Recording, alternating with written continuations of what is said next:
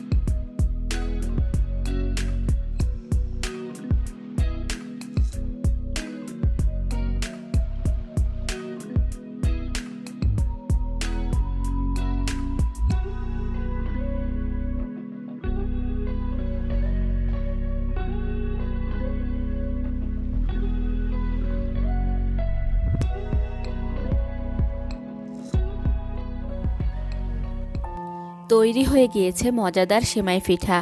আশা করছি রেসিপিটি আপনাদের কাছে ভালো লেগেছে। ভালো লাগলে ভিডিওতে একটি লাইক দিবেন এবং এই রকমই সব মজার মজার রেসিপি পেতে আমার চ্যানেলটিকে প্লিজ এখনই সাবস্ক্রাইব করুন। ভালো থাকবেন সবাই। আল্লাহ হাফেজ।